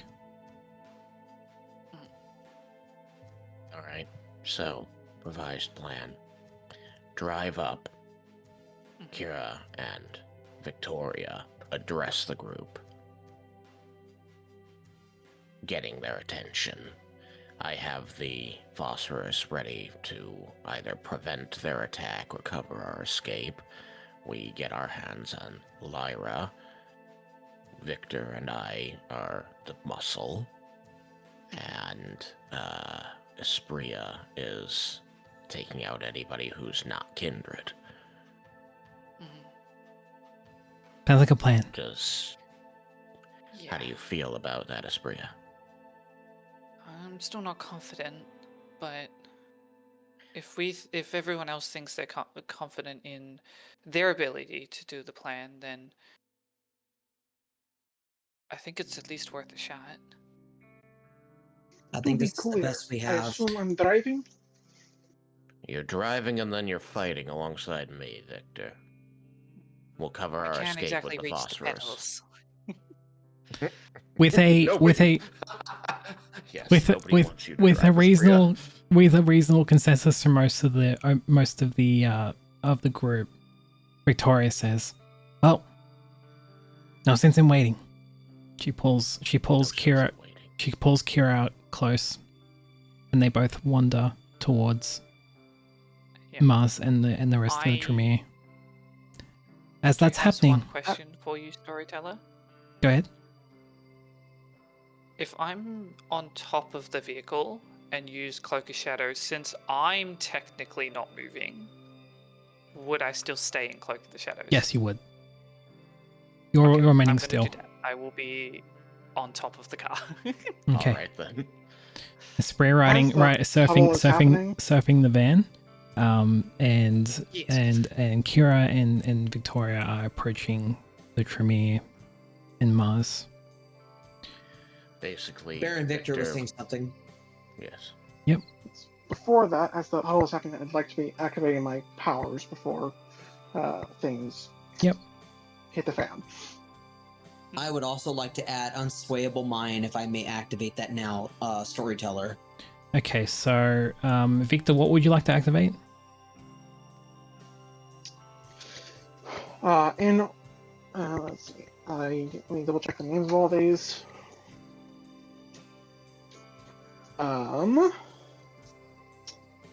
Toughness, prowess, fleetness, and weaving. Toughness, prowess, fleetness, and weaving. Okay, so roll 4 rouse checks. Oh, actually, roll 1 rouse check for the rest of them. Actually, that's fine. Roll a single rouse check. Is a success. Success? Okay. So you don't grow any hungry and you activate all 4 of those powers. They seem to be passive, so there's no other rolls required. Yep, so that's fine. As you do that,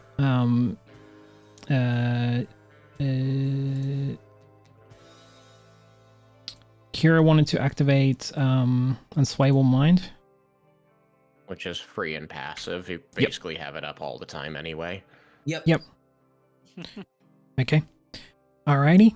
And then I this. want Eyes of the Beast, which is free and passive, but I do have to activate it. Yep. If there's no rouse check or anything. Cool. All right. So you can see through some of the shadow, and the darkness, for anything coming your way. As Kira and Victoria approach the platform, they both step into the shadow. Kira can see in their immediate vicinity. Victoria can see a bit further. Oh my god. As they According approach. to this, I'm sorry to interrupt, but according to this, Eyes of the Beast, while active, you ignore any sight penalties imposed by darkness, including supernatural darkness. Yes. So I can see perfectly fine in the somber dark. Yes. Okay, that's all. Yes. It's quite good. Yes. So as Kira and Victoria approach Mars notices. So do the other Tremere. Felicia, Fairy, Wildheart, Clan Tremere, and Benita, Bonnie, Lightfell, Clan Tremere, as well as Lyra, Hemlock, House Kana, are all looking towards Victoria and Kira. Ah, Victoria, my girl. What's so long no see? Have you come to see what the other side's all about? Have you come to Startown New Elysium? No, Mars. In fact, I've come to stop you. Oh, is that so?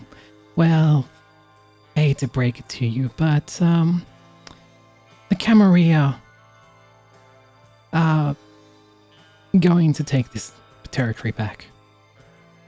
I have already declared praxis of the area. And here's my sheriff, Max Ganstoff of Clan Banuakim.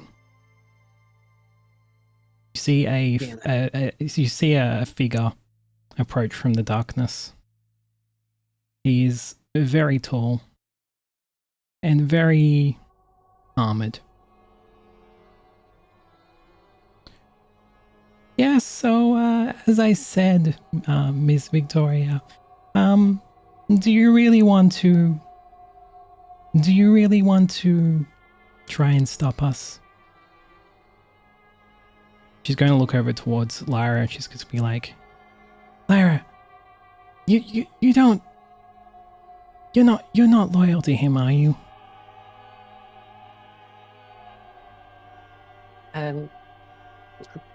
Lyra's gonna then notice that it's Victoria, and notice, and obviously know her. Lyra?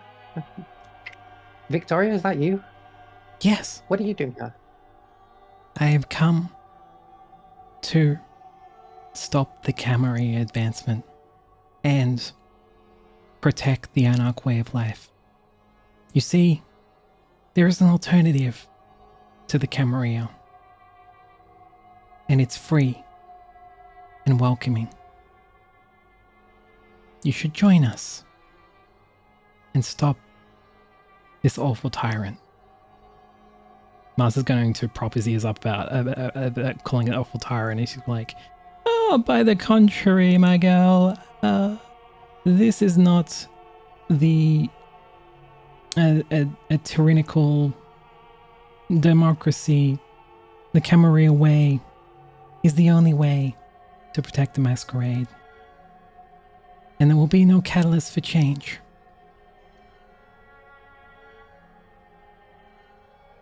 The Camarilla way is the only way, my dear.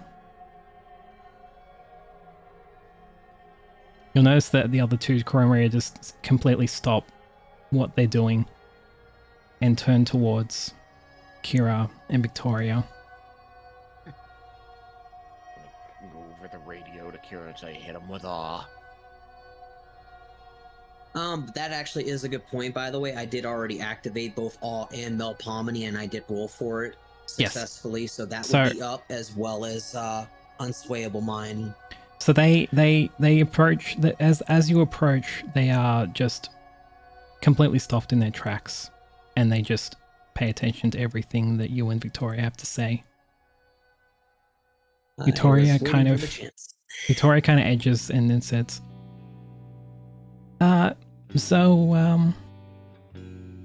Mars, I know you are a spiritual man, and here's my friend Kira to try and persuade you to let Lara go. The other Tremere as well, if they so desire, but I don't think Lyra is loyal to your cause, and I think she should come with us. Kira, take it away.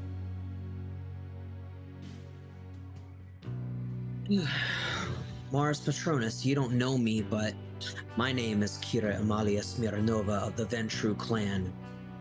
And yeah, I'm aware of your claim of praxis over not only Sydney, but all of Australia, and according to what I've heard, you wish to claim praxis over the world. Well, you claim that you're going to succeed, you claim that it's going to happen starting with this little showing, but I'm here to tell you that you're wrong. And I want to tell you first and foremost that you don't know me, so let me tell you exactly who I am and what I'm about.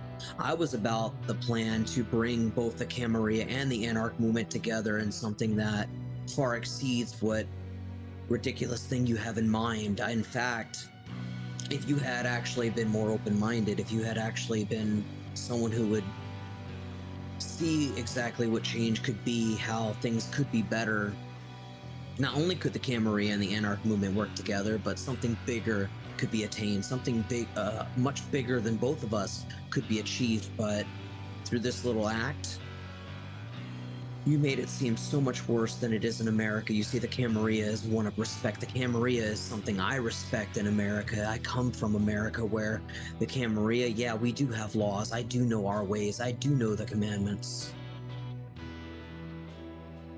And I'm going to tell you that what you're doing is wrong. And then I'm going to turn to the Tremere. I'm actually going to especially look at the one that is seemingly not on the side. I'm going to say, you, Lyra, is it? That is correct, yes. Victoria Bassett here is under the impression that you don't stand with him, that what you've been going through is so much worse than what the Camarilla has ever promised. They haven't given anything. All they want to do is take. All they want to have you do is bend to their will, do as they say, be their puppet. If you join with us, if you join the Anarch movement, not only can I promise you safe haven, not only can I promise freedom, but I can promise a better way. I can promise that what we're going to do is not only going to make Sydney, Australia better, it's not only going to make the entire country of Australia better, we're going to work on expanding and making things stronger for America, for Russia, for Australia, and perhaps the world as well.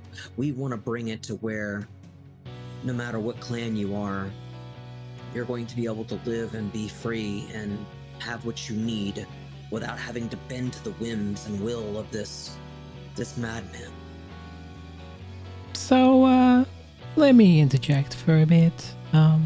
Kira, was it? Was that your name? Yes, Mr. Patronus. It was not my intention to take over the entire world, but that sounds very, very enticing. But no. As of this time, I have only declared praxis over the mountains, and I have a sheriff here to enforce that. We might take over the world, who knows, but it's one area at a time. Do humble me then, Prince, if I may be so bold. I mean, I again do come from Camarilla, and I am aware of our formality. Yes. If you are a prince, and if you indeed do have a sheriff, then do you have a herald? Not yet, but we're working on it. Well, then we both know by Camarilla law, you have no claim of praxis. You cannot claim praxis without a herald and a sheriff. I think I can do whatever I want. And that's where we disagree, you see. We both respect Camarilla law. We both come from Camarilla. And once again, I state, you can claim to do whatever you want, but even the Camarilla is going to see how foolish and short-sighted you are, especially with your claims of what you plan to do. And to be honest with you, I don't really care what you try to do. You're going to be stopped. This is going to come to an end. And not only that, we're going to make sure that everyone is aware exactly how much of a monster you are, how much you threaten the Masquerade, and we both know it. As you're talking, he's going to cast Shadow Cast on Kira, which engulfs Kira's immediate surroundings in shadow. You can no longer see anything in your immediate vicinity, Kira, but Victoria can still see you, and Mars can still see you, but the Tremere have completely lost sight of you. Would I still be able to see them? I know I'm further away. You can see a cloud of shadow where Kira once stood. You can see a very, very faint outline of Victoria, and Mars is reasonably visible from where you are. Would I Yes, still I- be able to sense Kira with Sense the Unseen? You would be able to sense Kira's presence. One moment. They can still hear me, right? She can still hear me as well. Yes, I mean you I have believe so, heightened yes. senses, so you can still hear. No. I'm saying if I were to speak to all three Tremere, I would be audible to them, though. Correct? Yes. You just I can't want be to try seen to visually. sway.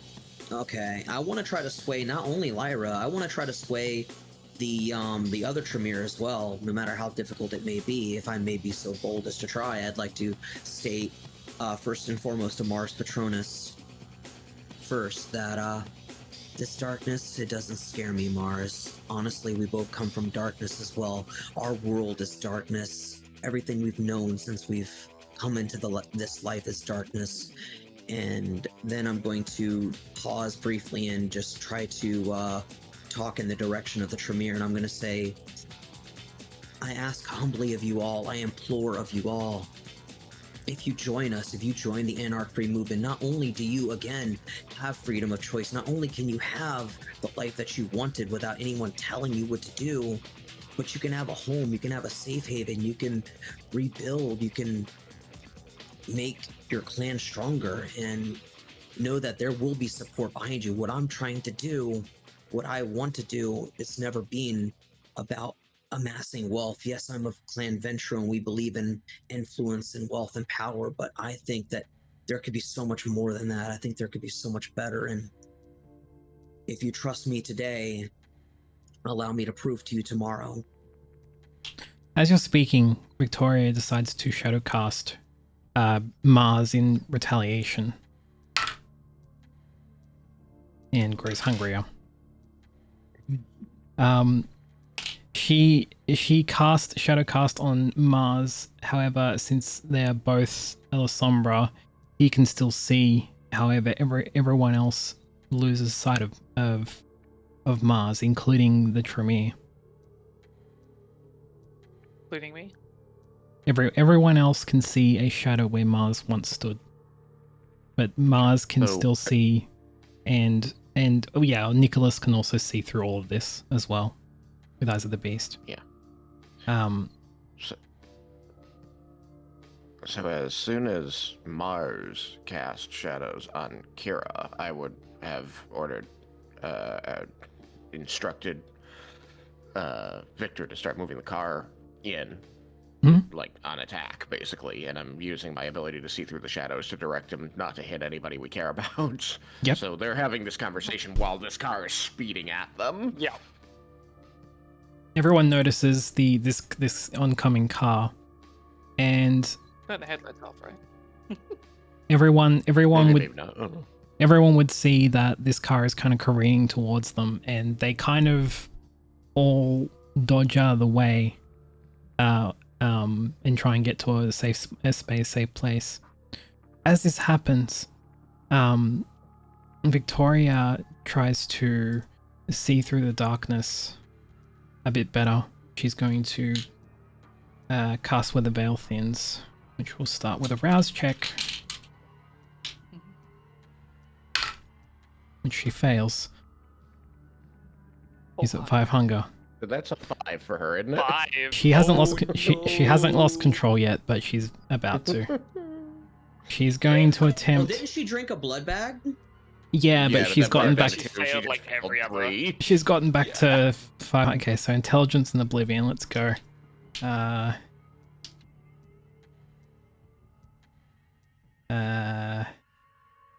Intelligence and oblivion is 5. Oh, it's just 5 hunger die. This is gonna be good.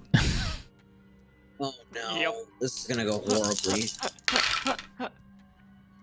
Uh-oh. I feel like doing something Yep. stupid. So Plans of mice and men. she does not get any hungrier. However, it is by the skin of her teeth. She gets 2 successes and 2 skulls, which cancels each other out. Damn. She's extremely hungry at this point. and in fear of what might not happen, she flees towards the vehicle. And Kira, We're going to be pulling up around them, just so you know. Like, this car is going to end up between them and the stage. yeah, as Victoria flees, she attempts to get her blood bag out of a remaining blood bag out of her jacket, but drops it on the ground and loses sight of it. She's going to fumble around on the ground until she can find this blood bag, and having a beast that is basically on the verge of losing control. Now this is close to the car, correct? Yeah, she's kind of like on the curb. Be like a few feet away. She's on the curb. Would it be in my vision? Yes, you would be able to see Victoria flailing around the ground trying to find her blood bag. She's not in a good way. Finish your sentence before I want to do something, but I'll let you finish your sentence. Okay. So as I actually had an inquiry, but I never got to it. As Victoria flails on the ground, she manages to get the blood bag, takes a sip from it, and slakes one hunger. She is back to full, but she's not out of the woods yet. In fear of what she might do, she soaring leaps past the platform, past the road, and over the road to try and get away from the area. She's quite scared. And then she waits on the other side of the road for something to happen. As she does, the car careens around the corner and stops. What do you and Victor do? I was going to have us, pile out, like immediately, like exit the vehicle and go into attack mode effectively. The focus is one person at least is going to grab Lyra. One person is going to, engage anyone who tries to stop us, and then Espria is going to be taking out anybody she can with the narcotic. That's my thinking.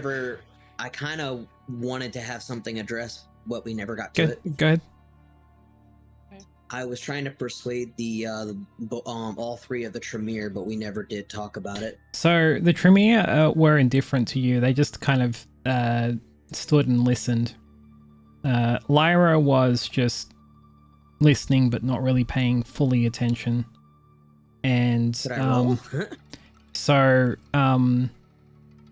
yeah, so we can say that you can attempt a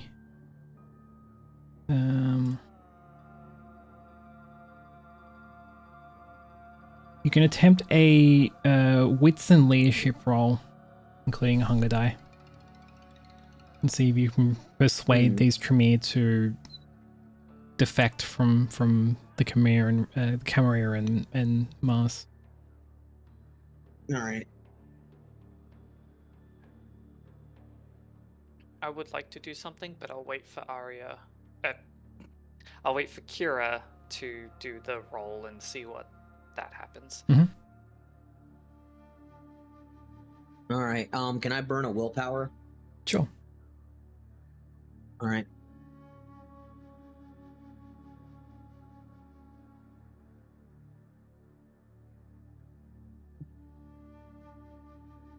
I can keep regular successes on the table and then re-roll 3 other die. Yes. Any die that you pick. Yep. Okay, copy that. 1 second.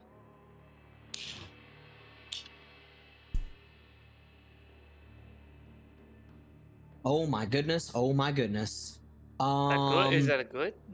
Very good. This is the greatest roll I've ever had. Let me count this up. I'm sorry. Hold up. 9 successes. 9 successes. The Camarilla, the Tremere surrounding Mars instantly stop what they're doing and walk over towards you. They are in complete awe of what you are saying and they don't really have control over what they are doing. They just immediately are just like entranced by you. And so they kind of walk away from Mars. As this is happening, Mars will be very disgruntled by this sight, and she's gonna be like, what are you doing? You are loyal to me. What are you doing? I'm gonna turn to Mars and I'm gonna say, not any longer. They're coming along with us because they know that what you're doing is wrong. They know that you're a monster, and they know that with us, not only do they get to be themselves, not only do they get to build for their fellow kindred, their fellow Tremere, but they can do so safely, and they can do so without picking a side. That means war, without fighting in the streets or putting on spectacles like a child. Curious.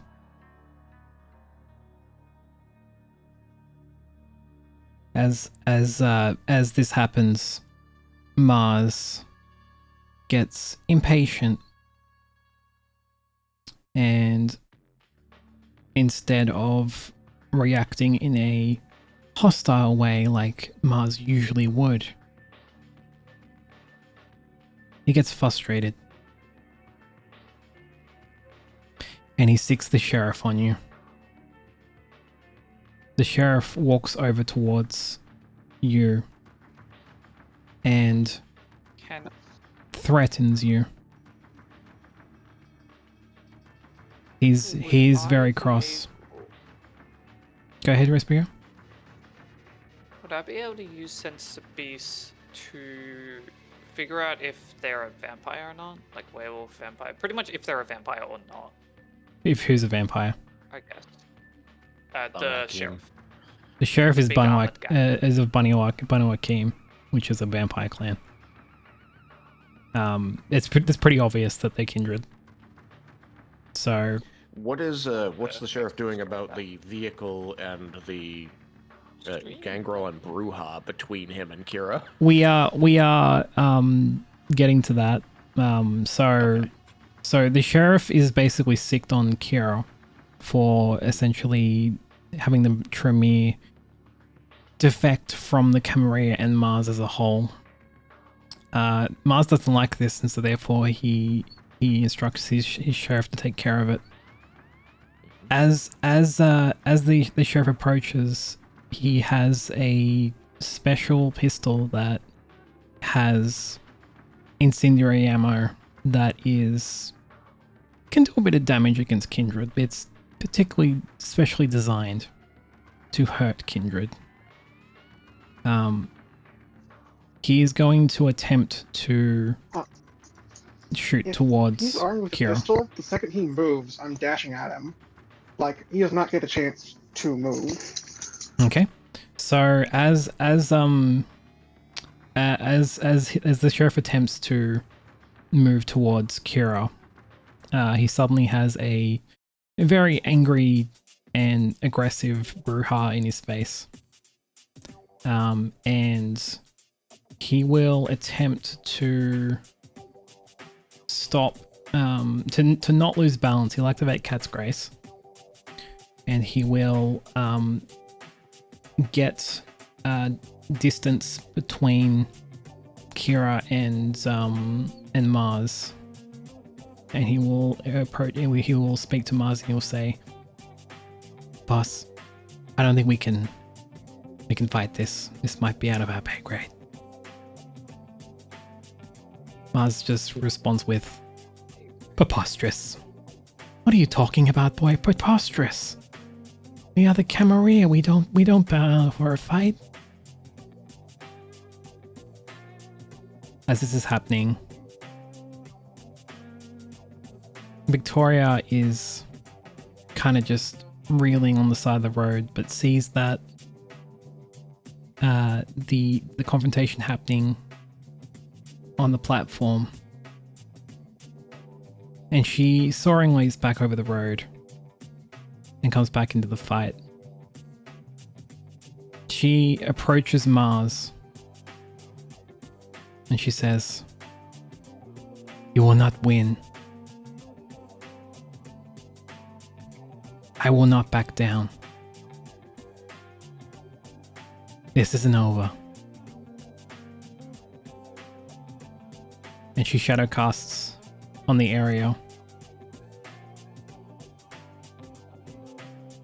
Everyone apart from Nicholas and the other, and Mars and Victoria,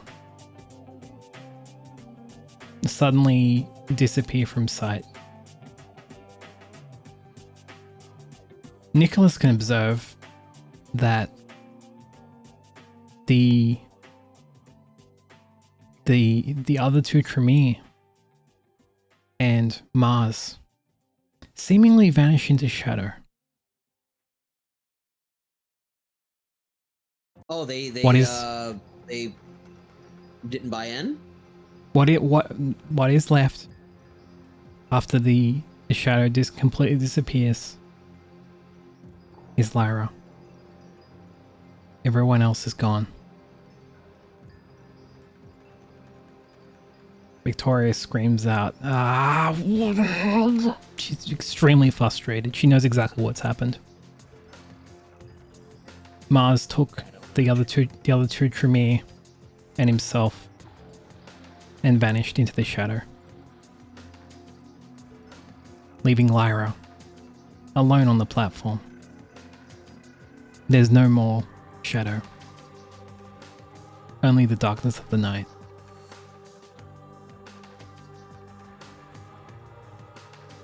I'm going to approach Lyra and I'm going to say, are you okay?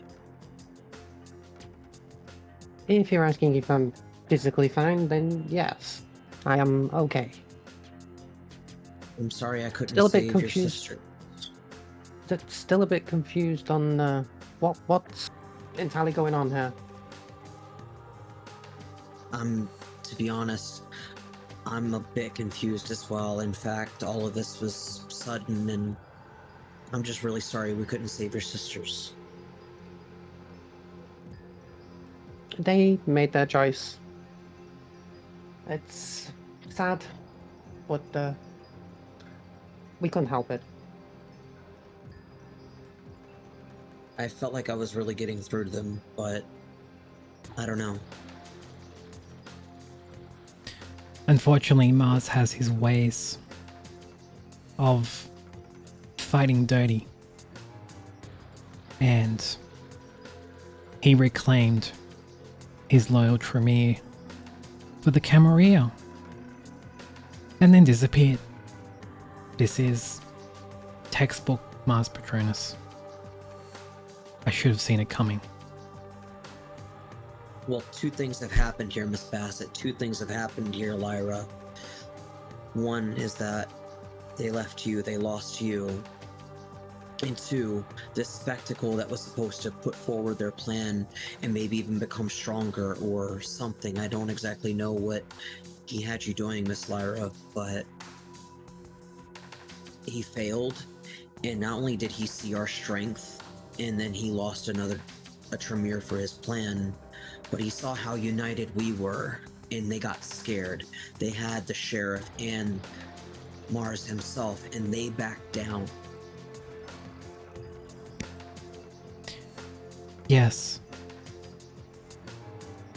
But I think this demonstrates for everyone here what Mars is capable of.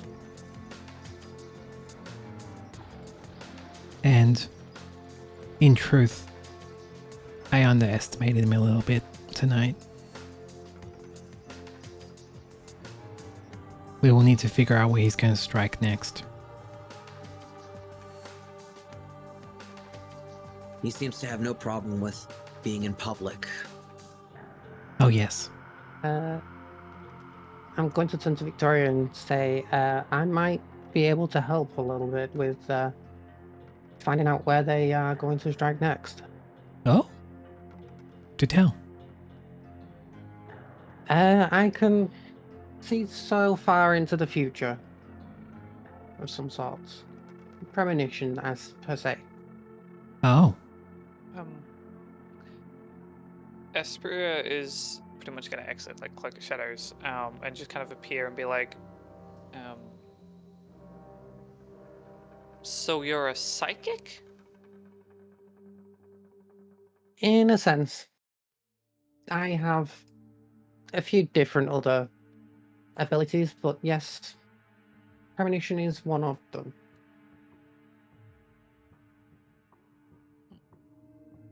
Interesting. Clan always made my head hurt.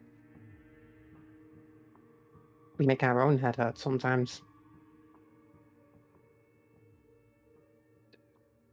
Chick. So as Lyra activates premonition, make a rouse check. There's just one hunger die on the roller. One success. Okay. You see a vision of the future. Mars is walking up to a podium in some sort of cathedral. There's no one else around. And it seems like there isn't even any other kindred around. So late at night, he appears to want to try and get the church on his side.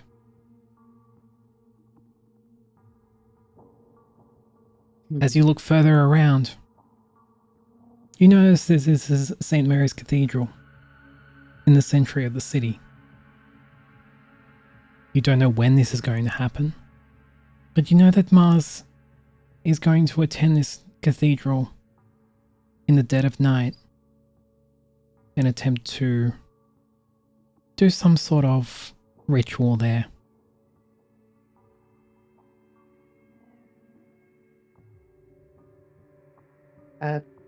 After the premonition's done, I will turn to Victoria in the group and just say, I can't tell you when or where, but he seems to be trying to get the church on his side. He's going to be trying to perform a ritual there. It's probably best to try there next. Interesting. If we know what he's talking about, it's probably the big cathedral in the city. Which could be dangerous. That would be the one, yes. Right. Well, I think I've had enough action for one night. What say the rest of you? I want to go to Victor and Nicholas. Not nearly. Glad there I was wanna- a conflict. I wanted to address my head of security. I wanted to address the Baron of the Mountains, and I wanted to just basically pull them aside and say thank you. I realized how dangerous that got, and without y'all, I don't know if I would have been able to defend myself against the sheriff, but because of y'all, this was infinitely better than it could have gone.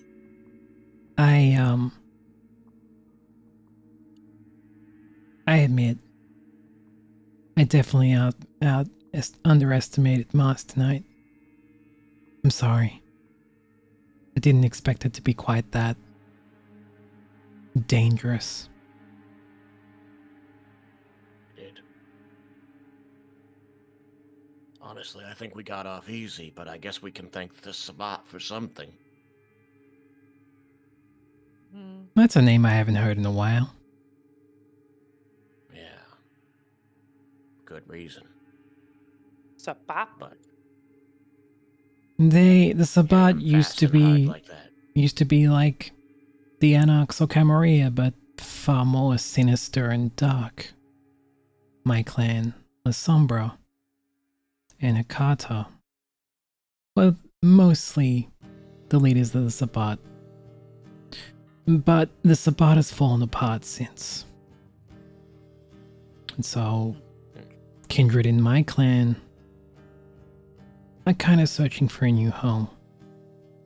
But I learned long ago that the Camarilla isn't the way. So, Anarchs it is then, I guess. The short story is that the Sabbat wanted the vampires to rule the entire world openly, and when I was a kami, it was my job to stop them. But that doesn't mean you don't pick up a few tricks from your enemy. No, that's fair. Camria never seemed like a welcoming folk, so I never, guess, attempted. That and Victoria kind of helps sway my hand in staying away. Yes, well, I guess there's no use standing around. I guess we figure out our next move. I know what I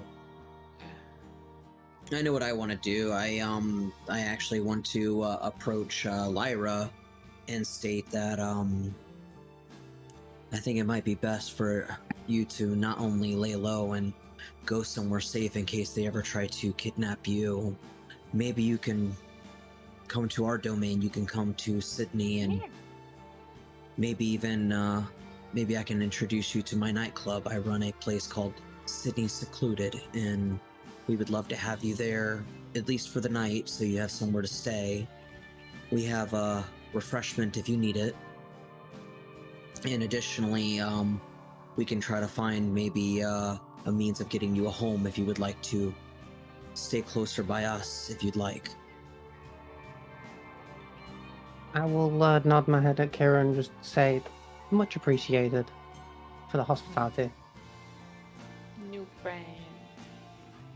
I'll nod my head, and I will be ready to head off with everybody else. Yeah, I guess. Shotgun. I don't mind. I like being in the back seat. I'm used to people driving me.